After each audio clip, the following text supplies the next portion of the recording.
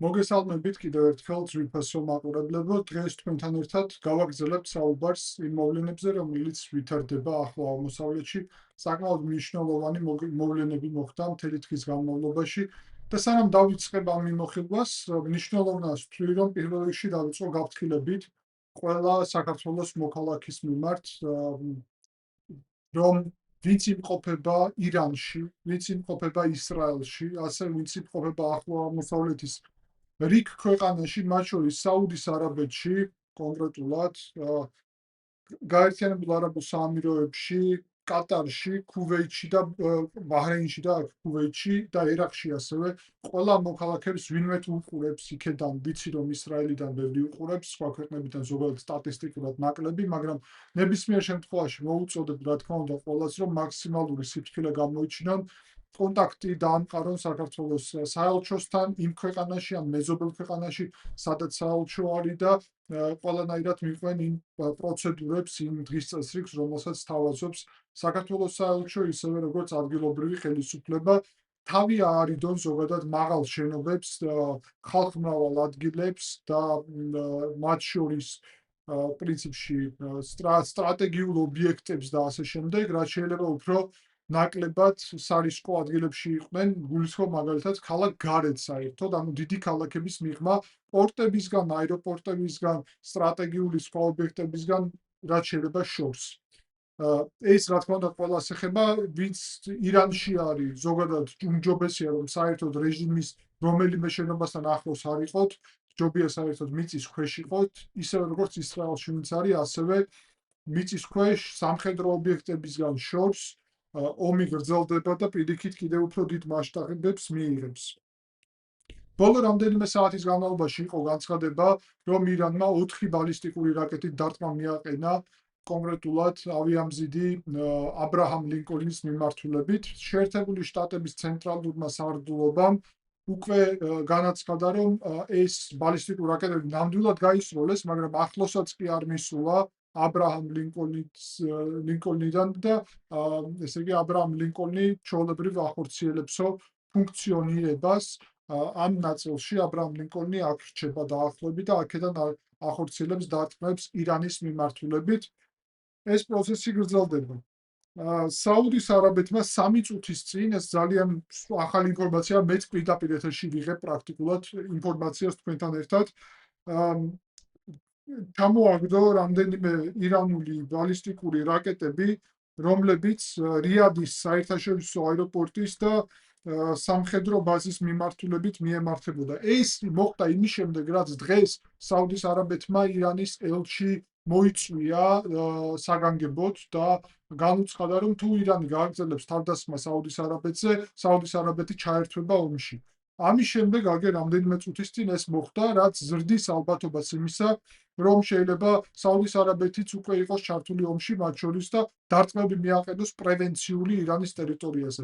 როდესაც გუშინაც დღესაც თქვი ჩემს ანალიზებში, რომ ჩემი აზრით პრაგმატული არ იყო ირანის მიერ ეს დარტყმები რეგიონზე მიუხედავად იმისა, რომ ახსენი, რომ კი ბატონო ყურადღების მისაპყრობად, კი ბატონო იმისთვის, რომ ამ ქვეყნებმა ზეწოლა მოახდინონ ამერიკაზე, რომ ომი გაჩერდეს, მაგრამ და ამაზეც ასევე დაიწერა კომენტარებში და ვეთანხმები ცხადია, მაგრამ პრაგმატული მაინც არ არის, იმიტომ რომ ამ ქვეყნების ახლა რომლებიც თვლად პროირანულად არ იყვნენ, მაგრამ არც ანტიირანულად იყვნენ და ნამდვილად პროისრაელის არ არიან, ბევრი ეს ქვეყანა და პროამერიკულიც არ არიან. ამერიკული ბაზები იქ სხვა რაღაცისთვის არის და არა ირანის წინააღმდეგ. უსაფრთხოების კონტექსტში არის, იმიტომ რომ ამ ქვეყნებში არის უზარმაზარი ინვესტიციები და იმას ჭირდება სამხედრო ტექნოლოგიები, რომ დაიცვა და ამერიკელების გარდა თვითონ ამას ვერ უზრუნველყოფდნენ. მოკლედ, სრულიად სხვა ამბავია, ამიტომ ეს დარტყმები პრაგმატული არ არის მხოლოდ იმიტომ, რომ გამოიწვევს კიდევ უფრო დიდ ნაკადს შემდგომი დარტყმებისა და გამოიწვევს კიდევ უფრო დიდ ალბათობას იმისა, რომ ეს არაბული ქვეყნებიც ჩაერთვებიან ირანის წინააღმდეგ მოქმედებებში.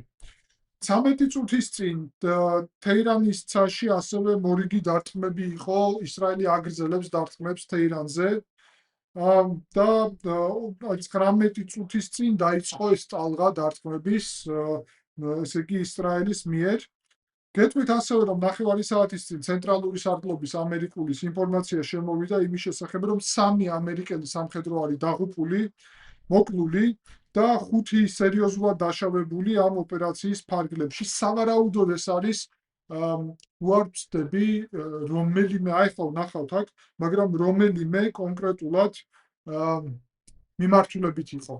რას გულისხმობ, ანუ რომელიღაც ქვეყანაში იყო თუ არ ვწდები, ან ქუვეითზე იყო საუბარი, ან ბაჰრეინზე. იმიტომ რომ 3 უცხოელი დაიღუპაო თქვენს და 3 უცხოელი და აქ 3 ამერიკელი ემთხვევა და შესაძლოა ეგ ყოფილიყო, ახლა ჩავალთ და გავიხსენებ ზუსტად რომელი ქვეყანა არის. საინტერესოა გარკვეული ინფორმაცია არის გილგიტში, პაკისტანში გაეროს ოფისი დაწვეს. აქ ეს ინფორმაცია არის, თუმცა ეთყობა მთლიან კონტექსტში უბრალოდ მოცემულია რეგიონში რაც ხდება მაკ მიმართულებით.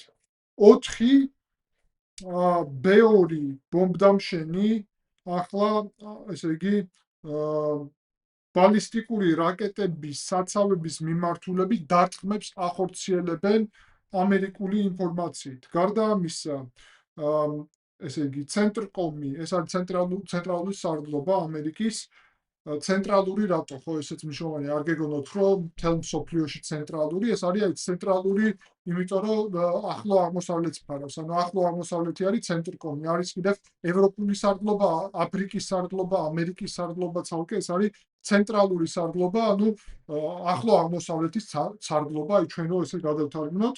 ამერიკული აცხადებს, რომ ჯამარან კლასის კორვეტებმა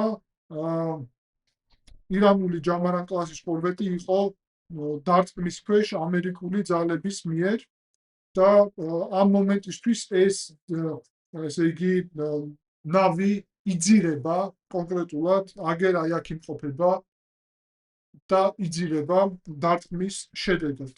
როგორც კიდევ ერთხელ შეახსენეს ამერიკულმა ძალებმა, რომ მათ კონკრეტულად უთხრეს, რომ იარაღი უნდა დადონ, ანუ განიარაღება პრაქტიკულად.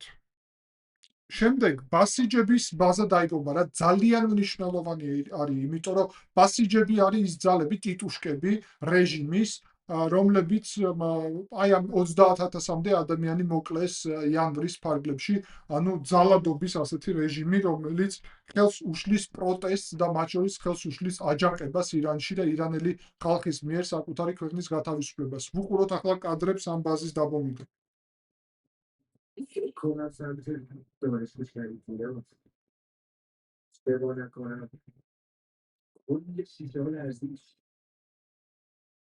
ხედავთ კადრებს აქ.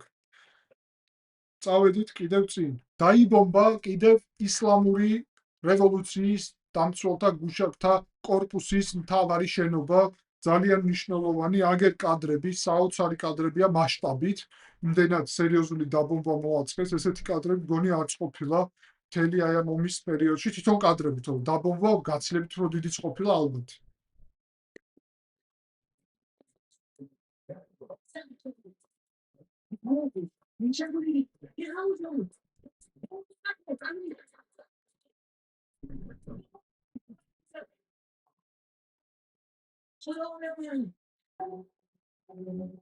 ანუ ეს არის რეალურად ეს ისლამური რევოლუციის დაცვათა გუშაგთა კორპუსის შენობა და ცენტრალური და ეხლა ვნახავთ კიდევ ირანული მედია ავრცელებს ინფორმაციას, რომ ჩამოაგდეს ამერიკული დრონი MQ-9 რიპერი და ნუ კადრებში ჩანს მართლა MQ-9 და ალბათობით ჩამოაგდეს მართლაც აგერ კადრები. ხედავთ, რომ რაღაც ფეთქდება და მე უკვე იწყებს დაზიანებულია დრონი, არ არის აფეთქებული მთლიანად და იწყებს დაშვებას. ვაგრძელებთ და პრინციპში უნდა ვთქვათ, რომ ერთ-ერთი ტანკერიც არის დაზიანებული ზოგადად, გაუგებარია ამ ტანკერის ამბავი, მოკლედ ზოგი მედია ამბობს, რომ თავად ირანული ტანკერი არის შინაარსით, ანუ გულისხმობ ოფიციალურად მარშალის კუნძულებს ეკუთვნის, მაგრამ გავიგებთ, მოკლედ არ არის მთავარი საკითხი. ეს არის აბუ-დაბის პორტი, აბუ-დაბი აგერ მდებარეობს. აბუ-დაბი არის დედაქალაქი საამიროების და აგერ აბუ-დაბის პორტის მდგომარეობა ახლა, ამიტომ ვამბობ, რომ სტრატეგიული ობიექტებისგან შორს პორტში სავარაუდოდ არის ფრანგული სამხედრო ბაზა, ანუ ფრანგული გარკვეული ნავები არის სამხედრო, დიდი ალბათობით. ზუსტი ინფორმაცია არ არის და შესაბამისად დაიბომბა. ასევე უნდა ვთქვათ, რომ მოკლული არის თეირანში ყოფილი პრეზიდენტი ირანის მაჰმუდ აჰმადინეჯადი, გახსოვთ ალბათ ბევრს, მოკლედ ეს ადამიანიც მოკლეს იმ ლოგიკიდან გამომდინარე, რომ ესე იგი მკვლელობები მოიცავს პოლიტიკურ ლიდერებს, მოიცავს სამხედრო ლიდერებს, მოიცავს სულიერ ლიდერებს და მიზნად ისახავს თლიანად, ასე ვთქვათ, ელიტა რეჟიმის გააქროს, მოკლას, იმისთვის, რომ პრაქტიკულად აღდგენა რეჟიმის შეუძლებელი გახდეს. კიდევ საინტერესო ინფორმაცია არის, მაერსკი ავრცელებს ინფორმაციას, მაერსკი არის მსოფლიოში ყველაზე დიდი გადამზიდავი ტვირთების, რომ შეჩერებული არის მისი ტვირთების მოძრაობა ბაბელ-მანდების სრუტეში, აქ ეს არის ბაბელ-მანდების სრუტე და ასევე სუეცის არხში, აქ არის სუეცის არხი. ეხლა ბაბელ-მანდების სრუტეში გახსოვთ და ყველა საინტერესო რა არის? ჰუსიტები არ ჩანს საერთოდ.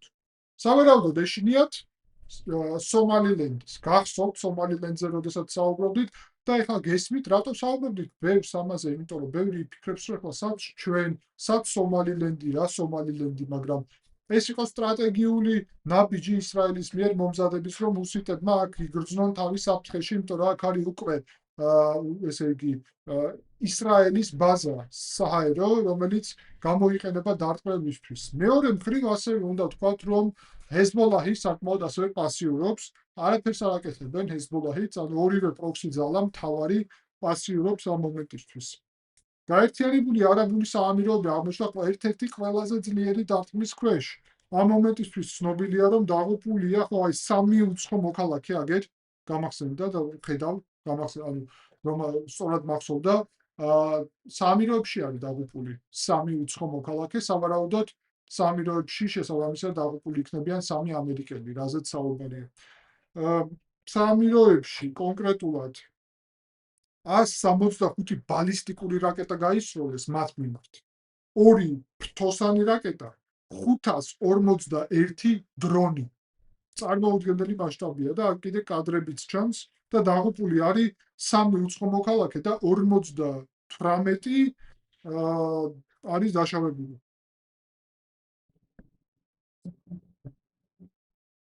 ხედავთ კადრებს? ისრაელის მედიის ინფორმაციით, იერუსალიმთან არც ისე შორს, აგერ იერუსალიმი, აგერ ქალაქი, ქალაქს ქვია ბეით შემეშ, ბეით შემეშში არის ესე იგი 4 ადამიანი მოკლული დარტყმის შედეგად.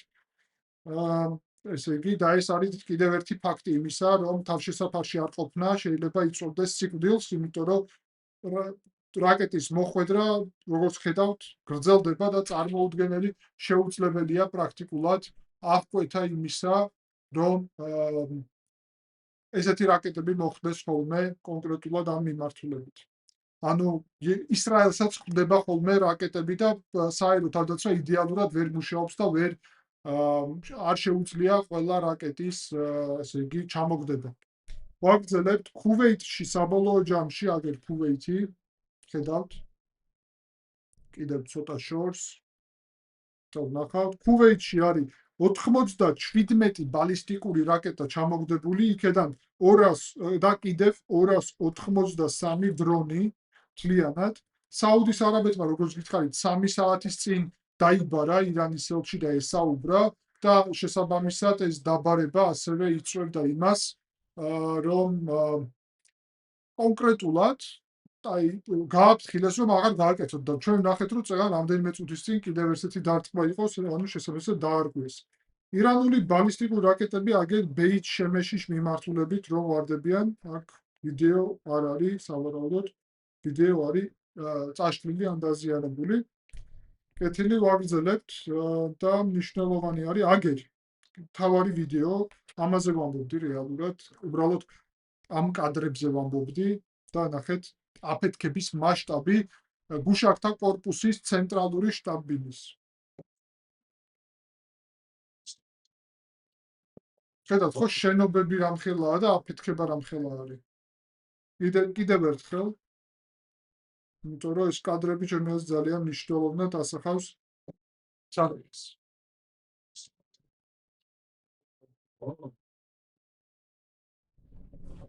წარმოუდგენლად დიდი მასშტაბია, როგორც ხედავთ. დარტყმები გრძელდება ასევე ურმიაში. ურმია არის საზღვართან ახლოს, არც ისე შორს, აგერ ურმია, თბილისი.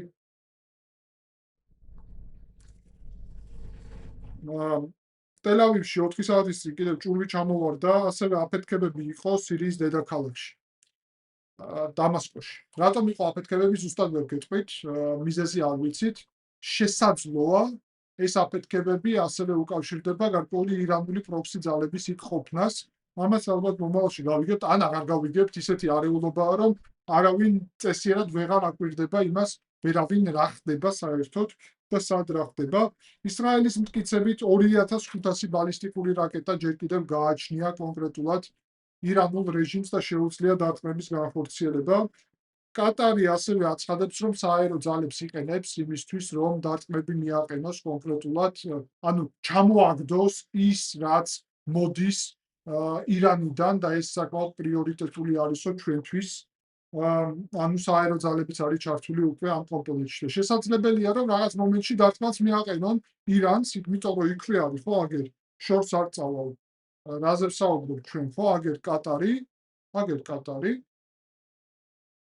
აგერ ირანი. ნუ აქედან ვინმე თუ ისვლის კატარში. კატარს შეუძლია საკუთარი ჰაერის დაცვა თვითმფრინავებით, მაგრამ თან შეუძლია უპასუხოს და აგერ შენ უკვე რეგიონალური ომი. ერაყის სააერო სივრცე დარჩება დახურული მომდევნო 24 საათის განმავლობაში, ისევე როგორც ირანის სააერო სივრცეც იქნება დახურული. გარდა ამისა, უნდა ვთქვათ, რომ აგერ თაბრიზი არც ისე შორს სომხეთის საზღვართან, აზერბაიჯანის საზღვართან, აგერ თაბრიზი, აქაც იყო აფეთქებები, აგერ კადრები.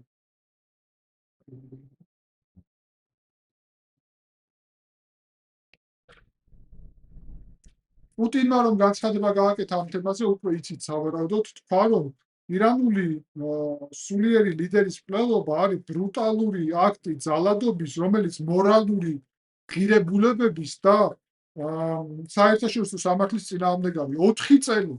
4 წელი ყოველდღე ბომბავს უკრაინაში მშვიდობიან მოქალაქეებს, აქ ბომბავენ აეროპორტებს, სამხედრო ობიექტებს და ასე შემდეგ. ირანი ბომბავს კორპუსებს, განახეთ, მათ შორის სასტუმროებიც დაბომბეს დუბაიში და ასე შემდეგ. და ისრაელი არ ბომბავს, ნუ ერთი კონკრეტული შემთხვევა არის, რადგან სკოლაზე არის საუბარი, გაითხოვება. შეიძლება დაბომბა, შეიძლება არ დაბომბა. მიზარ მიმართულად რომ არ დაბომბავდა, მე სულ მცირე მესმის, იმიტომ რომ არანაირი ლოგიკა მაგაში არ არის. და ირანი ქაოტურად ეხლა მე არ ვამბობ, რომ ირანი სპეციალურად ბავშვებს ბომბავს თქო. მე ვამბობ, რომ ქაოტურად ბომბავს. შეიძლება რუსეთიც მიზარ მიმართულად რომელმეც მშვიდობიან მოქალაქის მკვლელობა არ უნდა. ქაოსის დანერგვა უნდა და ამიტომ ბომბავენ სამოქალაქო მოსახლეობას და ეს ძალიან მნიშვნელოვანია. ქაოსი როგორც ინსტრუმენტი.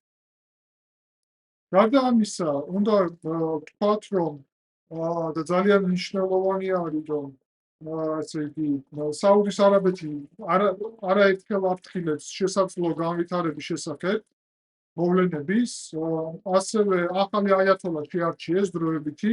გეტყვით, რომ კიპროსზე ერთ-ერთი ქვეყანა აღმოჩნდა, რომელზეც დარტყმა მიაყენეს, ეს არის კიპროსი.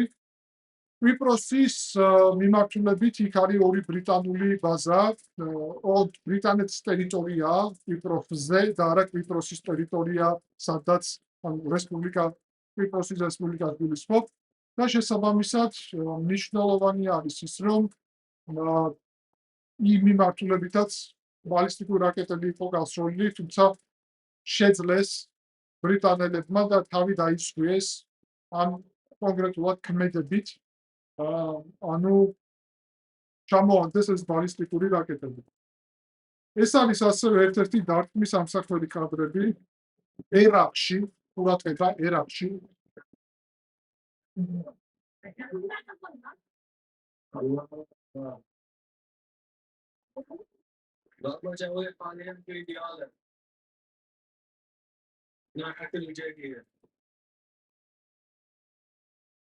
და ეს არის აი აფეთქება, რომელიც დაჩვენეთ დიდი კადრები რომ არის ხო აედიდან ისრაელის გვაჩვენებს აფეთქებას. აქედან. აგერ ეს ორი შენობაა.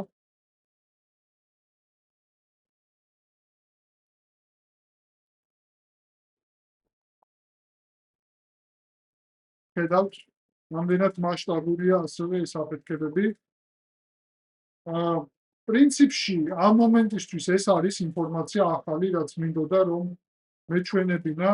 ეს ქვეყნები საკმაოდ დაძაბული არიან ახლა. და ასევე უნდა ვთქვათ, რომ დარტყმები იყო კონკრეტულად აეროპორტის მიმართულებითაც თეირანში ისრაელის მიერ. მოკლული ასევე რიგი ირანული მაღალჩინოსანი პოლიციის ხელმძღვანელი, პოლიციის კონკრეტულად დაზვერვის ჯარების ხელმძღვანელი, ბრიგადული გენერალი ღოლამ რეზა რაზაიანი. აა ასევე უნდა ვთქვათ, რომ მთლიანად ფრენები და რა თქმა უნდა რეგიონში არ არის ამ მომენტისთვის. თურმე ფრენა არის ძირითადად სამხრეთით ასე მიდის დაახლოებით, რომ გვერდი აუაროს ამ ვითარებას. საბოლოო ჯამში ეს არის მდგომარეობა ამ მომენტისთვის. მე მინდა რა თქმა უნდა კომპაქტურად, აი რაც არის მდგომარეობა, იმას წარმოგიდგენთ. ამაზე ზედმეტ ვცდილობ რომ ეხლა არის ზედმეტად დავტვირთო. არის ბევრი ინფორმაცია, ბევრს მოგაცვლით. არის ცოტა ინფორმაცია, ცოტას მოგაცვლით. სულ ერთია, სწრაფ რეჟიმში ვმუშაობთ. ვიცი რომ ბევრს გაინტერესებთ და ბევრი უყურებთ. არ გვავიწყდება რა თქმა უნდა დალაიქება, მოწონება და კომენტარები, ეს არის მნიშვნელოვანი მხარდაჭერა. თუ მოგწონთ ის, რასაც ვაკეთებ და დილით უკვე, როდესაც გვექნება მეტი ინფორმაცია ამ საკითხებთან დაკავშირებით, ახალი მიმოხილვით დაგიბრუნდებით. დიდი მადლობა ყურადღებისთვის.